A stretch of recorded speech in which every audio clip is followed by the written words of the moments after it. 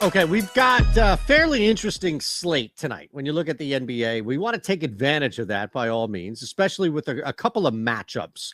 And the first is you'll see player props, player props, player props. Today, we're going to hit you with 5 and 5. We ask that you hit the thumbs up button and subscribe in return. It's not a big one by any means, to be honest with you. I think this is a decent ask right here.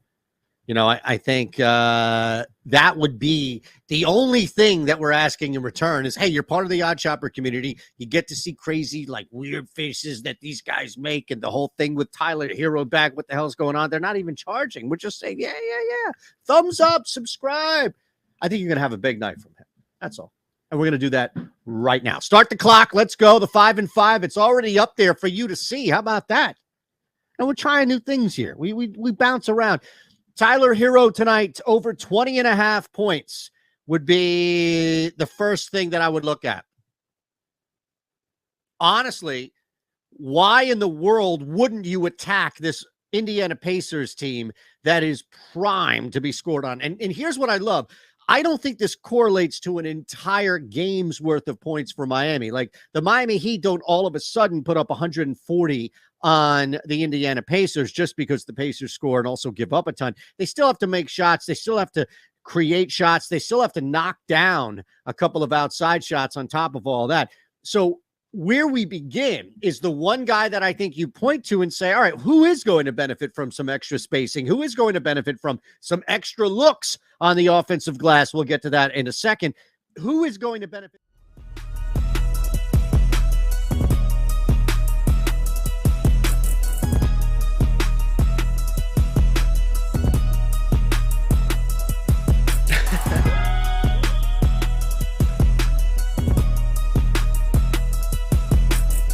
By the time you're done with this, he's going to rejoin. You know that.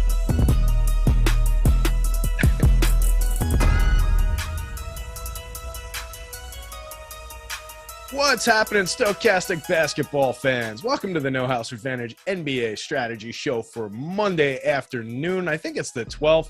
My name's Terry McBride. I may or may not be eventually joined by our pal Gundacker, either Gun fully as usual, maybe just the voice of Gun. We're having a little bit of technical difficulties with our pal, but we figured we'd jump on instead of burning a show and not being able to talk to you guys. Figured we'd jump on, talk about some No House Advantage. So I'll go through some of the stuff if necessary on my own, and we'll just talk about the different picks. If you're joining us, drop some hellos into chat, drop any questions you might have into chat, hit the like, hit the subscribe. All those things help us out, of course. Subscribing helps you guys out, helps you know when we go live, when we've got different promos going on at the site, all sorts of different good pop-ups from our pals over at YouTube. And hitting the like button just helps us look good, helps our shows look good, helps me and Gun look good for these NHA shows, helps our pals at NHA know that they're getting some love from our subscribers. I'm sure those numbers translate and get looked at somewhere along the way. So hit those things, help us out a little bit. Seems like I'm stalling for time. I might be. I'm hoping that Gun can join us in the next couple of minutes, but we'll see how that all works out. We're brought to you by No House Advantage, of course. They are the presenting sponsor of all these afternoon shows for when we talk about their picks. It's a great site to play on if you guys haven't been over there yet. Presumably, since you're joining us for some strategy chat about their picks and their site, you're familiar with it and you're already playing there. But if you're not, they've got two different types of contests. We'll get into the whole thing about their different types of contests later on. The one that we're talking about here that these picks are for is going to be for their against the field contest, their large field tournaments where you're playing against guys like Alex, guys like Gundacker, and you're looking to rank these picks by confidence. It's all based on props, so it's all player props. And we've got a lot on the board to talk about today. 7 games on deck today. Decent matchups across the board. Should be a good slate for DFS. Should be a good slate for No House Advantage. We've got, as usual, a lot of situations that can be created by injuries and by absence. I haven't really dug through most of the injuries yet because that was something I was going to rely on my pal Gun to pick up. But looks like a lot of the board is still game time decisions or questionables. Trae Young, Clint Capella, both carrying game time decision tags on this site that I'm looking at. Nick Claxton from Brooklyn. All of the Heat basically look like they're going to go, but they're carrying some tags. Deadman looks like the most questionable out of the typical starters. Looking around for some of these other guys. Donovan Mitchell, obviously a big chunk of news from the Cavs with Kevin Love also questionable there. So we can always see situations created by an injury, by an absence, or somebody just not playing or whatever. And that's something that can be taken advantage of at No House Advantage because they leave static lines out all day long. These things are announced and they're essentially like salaries. So that's how we can come up with some picks like this first one that we'll talk about off the top of the board here. Derek White on the PRA, the points plus rebounds plus assists, sitting at 19.5 on the unders. We've got that as a 96.1% likely to go under. We've got him projected at 22.8 minutes. For this season, he's averaging 25.7. So we're undercutting his minutes by a few. And over the course of the regular season, in those 25.7 minutes, he's only putting up a 16.6 PRA. So getting to that 19.5, we're asking him to get a little bit beyond what he's averaging in less time as we're projecting it out. So it should be looks like we're going to have Gun joining us in just a second here. So there should be a nice meaty, under to take off the top of the board with that Derek White PRA that we can start there and kind of build a card out with that as a confidence pick. And you know that if anything changes in the with the Celtics, where say that situation would go up, potentially could go down, depending on somebody being out. Let's say Marcus Smart scratches and he enters the starting lineup. Well, now we've got a situation where we know that's not going to be as appealing as a pick because the numbers are going to change pretty dramatically. And it's going to be a lot more likely that it'll get to that 19.5. So you'll see our probability change, but it won't adapt the line like it would at a sports book. Against the house contest the NHA offers would adapt that line. Right? They're offering more sportsbook type lines. So tighter lines against the house, nice loose lines that work like salaries when we're filling out these tournament cards. Gun, are you with us? I don't know. I hate Zoom so much. All right, I can hear him. Mike, can the people out there hear him? All right, so we've probably got Gundacker here. So that's good news. I'm not sure if he's up on the old broadcast here or not, but do we have anything up on the broadcast? I'm seeing Stokastic three days of okay, we're good. All right, cool. Just making sure. So, Gun, I was just taking people through. We did the intro and talked up our pals at No House, and I was just looking at the Derek White PRA under, our strongest under on the board at 96%.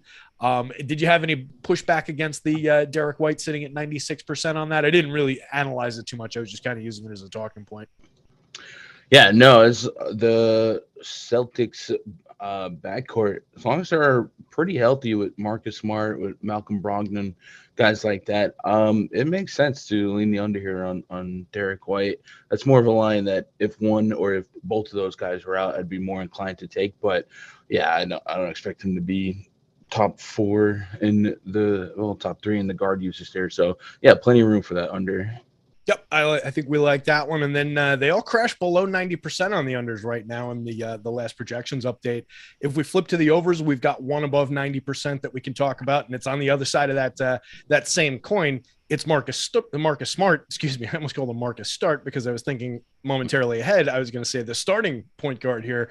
The assists prop for Marcus Smart sitting at 4.5. We've got him projected to blow the doors off of that one at 6.7 assists. Do you agree with that in general as far as the line goes, as far as the projection rather? Yeah, it's a pretty low line, averaging almost 7.5 assists per game. Plenty of meat on the bone, especially for a game that projects to be somewhat competitive at 4-point spread. So plenty of room for the over. I would definitely agree with that. And it correlates well. Take the over on one, under on the other. Yeah, you took the question right out of my mouth with both of those in the high 90s. That seems like two that you can pop onto a card that work pretty well with one another there. So I like doing that. And I think it's a good way to start a card. Those are our two picks. A lot of days we see multiple picks, multiple players in the 90% range. But today it's a little bit thinner than that. So we drop immediately into the 80s. We can take a look. Christian Wood sitting at a pretty strong number, high 80s on the over for his raw points, 12.5 real life points. We've got him projected well beyond that. What are you seeing for Christian Wood tonight? Yeah, the Oklahoma City Thunder matchup really soft defensively at pretty much every position. A guy like Christian Wood, who's already averaging almost 17 points per game, should be able to coach, if nothing else, at least on his average, but maybe even an above average spot considering the matchup. So I would be in full agreement with the line there, the over. Yep, Excellent. Looks like another strong spot, and just leaving a guy shy of what he's averaging in a spot where he should be able to easily stand up at least to his average. So we've got that working for us. By the way, surprise sponsor of this show, the voice of Gundacker, brought to you by Animaze by FaceRig Virtual Camera. Bruh. That's been on this throughout. So that's just entertaining me every time Gun goes up there. It's they're not actually sponsoring the show, but they have helped Gun with his background, I'm sure, and all these different things that are presented on screen. So let's take a look at some of these other ones here. Gun. Denny Avdia pops up for 2 in the low 80s, 82%. Let's call them both 82%. Either his rebounds or his PRA, 5.5 rebounds or an 18.5 on the PRA. Do you like one of those better than the other? And if so, which one and why? No, Avi is somebody that I'm starting to grow on this season. Matchup here is I'm kind of lukewarm, but the minutes have been great for Avisa. So I guess I would maybe lean the blanket on the PRA and just hope that it's all encompassing, because there's an out at like a 5 rebound game or something like that. So if I had to choose between two, I might just expand on the PRA, but there's no warm and fuzzies for me personally on either. Okay. All right. That's one where we've got to project it out at 35.4 minutes. So, I mean, it's one where it looks like our projections carrying him well beyond the 25.4 that he's averaged for the season, which should, I would think, help him reach that over the course of the season. In that 25 minutes, he's more around a 15.5 PRA. But if we're giving him that many more minutes, I would expect him to cruise to that 18.5 on the PRA over there. So that's, I think, where the 81% is coming from on that one, is the additional 10 minutes there. So that would probably help me get to that. That one as a general thought. And we've got him projected out, 23.27 on the PRA. So I think I'm pretty comfy there. What about Kyle Anderson, old slow-mo who burns us on everything? 3.5 on the assists. That's an 80%er to go over. Yeah, still life without the big cat. I would take I would lean the over here. Ever since being inserted into the starting lineup, there's only been really one game this last 5 outings where he hasn't cleared this line, and that outlier happened to be a 0. So it seems like, I guess, was that the game where he was owned in most of my lineups and by like 40% of the field in DFS? Yeah, 22 minutes against the best matchup in basketball, and he tanks. And that's been slow-mo basketball for the last 3 years. Anytime that's somebody you want to lean on. Yeah, if I had to pick a guy who's burnt me more than anybody, I would have to lean toward him, at least top of my head without looking into it. Let's talk real quick about No House Advantage. We'll knock the plug out here. We'll do the full read, and then we'll get back into some of these picks. If you haven't been able to figure this out yet from all these different shows we've done and all the different conversations about it, the picks we're talking about right now, it's a fun, dynamic, new way to play fantasy sports. We're using player props, like I talked about before. The against the field tournaments uses them essentially like salaries in DFS, where you've got some of these that'll rocket to really, really high probabilities because they're based on a line that's quote unquote flawed. It's flawed if you were trying to create a competitive line for that situation, like they do at sports books, like No House Advantage does in their Against the House contest, but they're deliberately leaving some broad lines, some very meaty props on the board for people to pad their cards out, use some high confidence picks. And then where the competition really lies is, what are you using in those in-betweeners? What are you using in your 6 pick, or what are you using in your bottom picks? That's really where these tournaments can get decided. So there's a lot of action against the field, against other people. If you win the tournament, you can win up to $25,000. Against the house, you can win up to 20 times your entry fee if you get all 5 of your picks right. That one, again, you're using much tighter lines. You're not getting these 90% plus type lines, so the picks are more difficult, but there's a nice payout, and you're not playing against people with tons and tons of lineups, people who are building a lot of stuff. Sounds like we've got a hot mic picking up some feedback. Mikey, just jump on and tell the people. I share these things with everybody anyway, so it's not here. I don't think I don't really have anything else going on in the background. But could you describe the ruckus? We might be able to figure out where it's coming from. I can't. I'm not hearing anything coming through on this, but if it's going out on the old YouTubes. Is it good? I can't stand this. Well, anyway, while the guys are working on the technical issue, if you guys can hear me over the din, you bet up to 5 player props, over-unders, or individual player matchups across all the major sports, NFL, NBA, college football, the last few games of the World Cup. There's a link for a first match deposit bonus up to $50. So we're giving you a little bit of money, a little bit of incentive to go check out No House Advantage. They've got overlay in all these different tournaments. So there's just major opportunity over there to really run up a nice bankroll. So get in there, check out No House Advantage today. Let's get back into some of these game by game picks. You guys just sent a couple messages that I missed, but give me a heads up if there's anything critical. All right. I'm going to dive back in.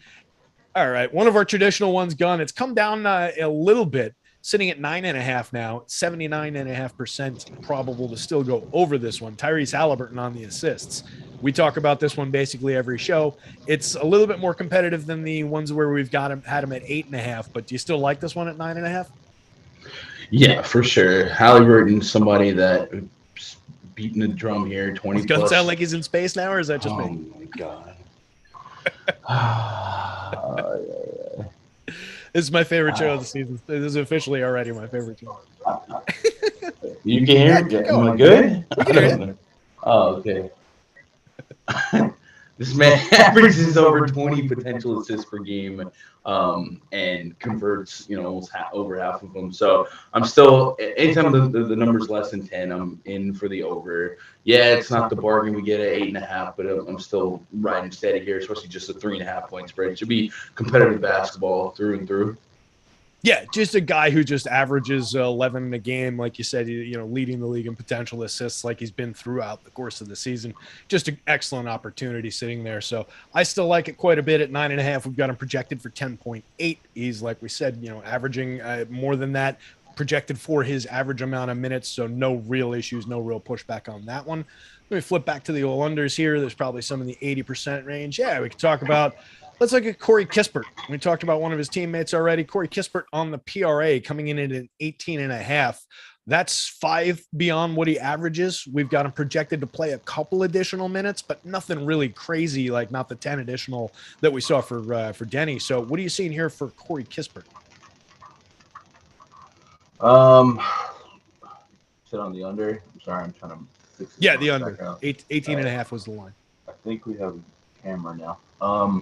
Yeah, I trust the projection here. I think a 4-point cushion is enough for me to agree with the under 18.5. Like, Kispert's one of those guys I don't think I've ever laid any action on this season right. on anything. So I don't have his stats ready for me, but yeah, I mean, it's one. Yeah, it's a guy that you don't typically go hunting for at a traditional sports book, where it's going to be like a coin flip on whether or not he scores 10 points or whatever we're talking about here. Let's see what he's averaging.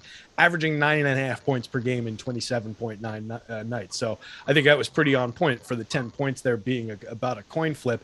You're not going hunting for those type of lines, but when you see, that's the fun thing about No House, they'll leave something like this big meaty PRA at 18.5 on the board where it comes up as 86% probable because the dude averages a 13.8 in the PRA, 9.5 points, 2.6 rebounds, 1.7 on the assists. He's got a 4.4% rebounding rate, 8.2% assist rate. There's not a lot to this guy right here, and he's projected for 3 minutes beyond what he averages, and it's still not getting him there. So a lot of room on that one. That's where it gets really interesting over at No House. Guy that we probably do talk about a little bit more frequently, a couple of them actually in a row here. What about Anthony Edwards? 3-pointers made, 84% probably go under because the line is sitting at 3.5. What do we think of that? That's another one of those no warm and fuzzies here, but a majority of his shots will not be from behind the arc. He's somebody that can attack the rim. Now, there are games where he's going to chuck 6, 8, but you never really get to 12, 15 as common as you do with some of these other superstar studs. Unfortunately for game log chasers, this is a same matchup where he went 4 of 8 from downtown, so that would be something that's maybe uncomfortable for this line, but I think the typical Edwards game is not to chuck a bunch of threes. So I would be in agreement with this one, but this wouldn't be like a stone cold lock 10-point confidence pick for me by any stretch.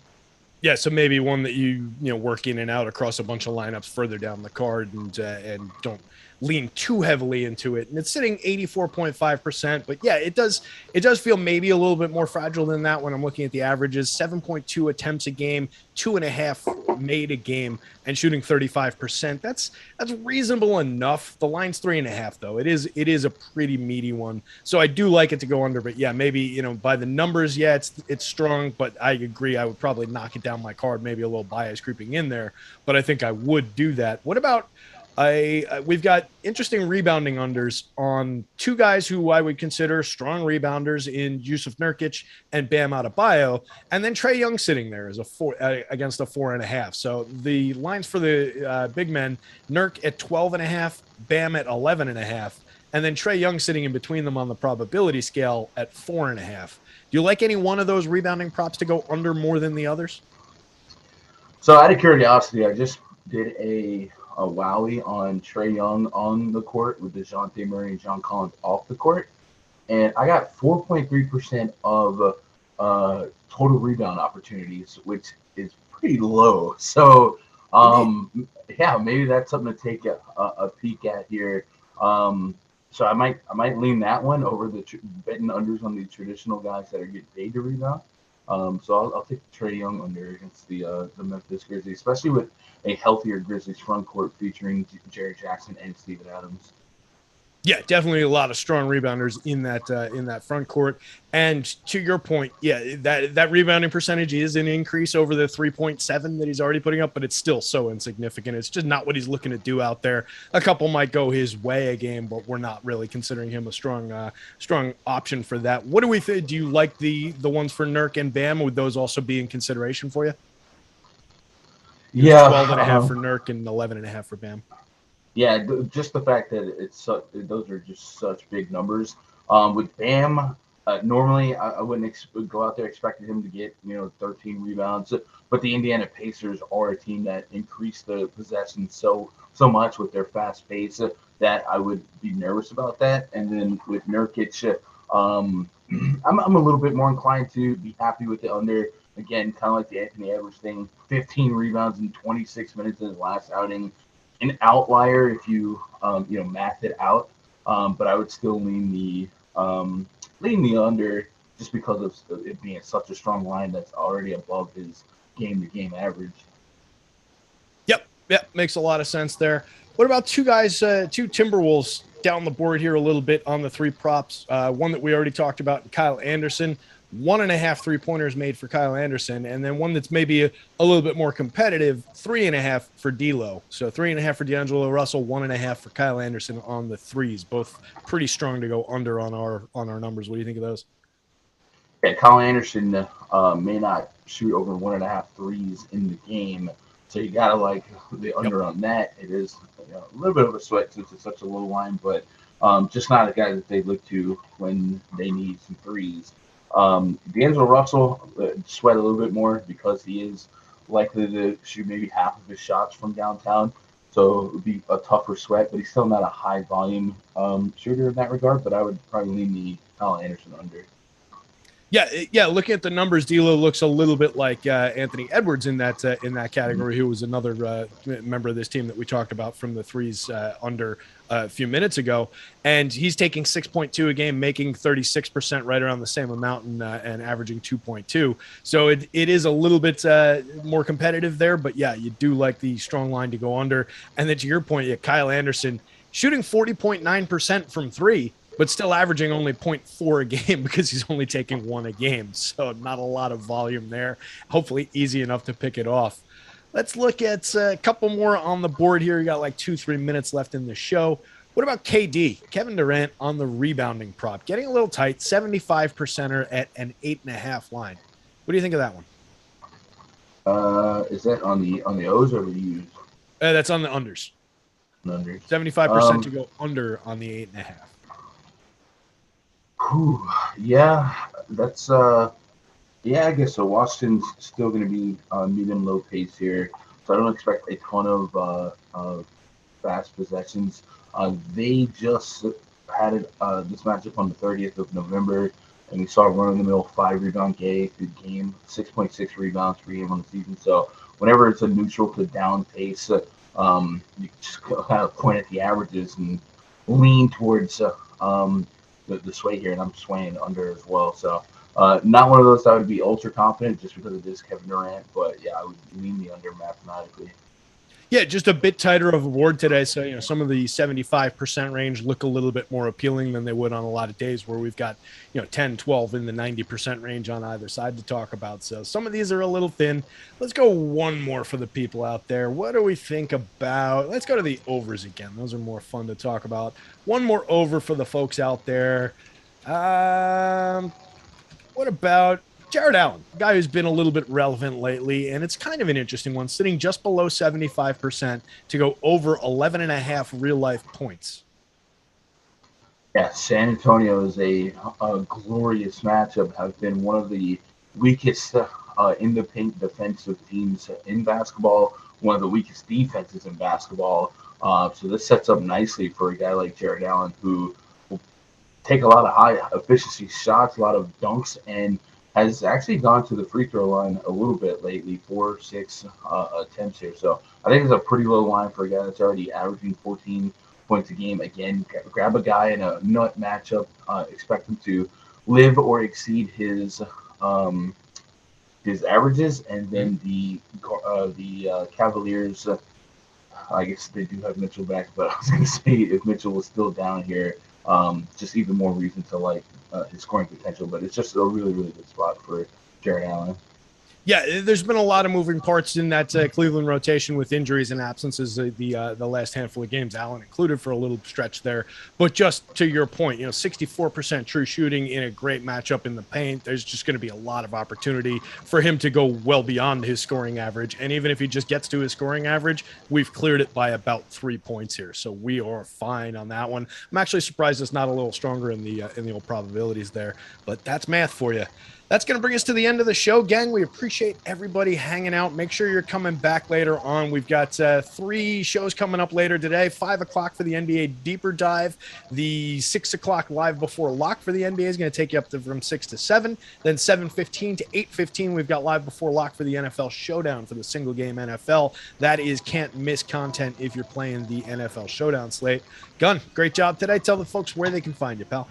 Oh, my God. YouTube, Twitter /Gundacker. There you go. That's where to find him. I'm Terry McBride. That was Gundacker. This has been a great time, gang. Thanks for hanging out. Good luck tonight.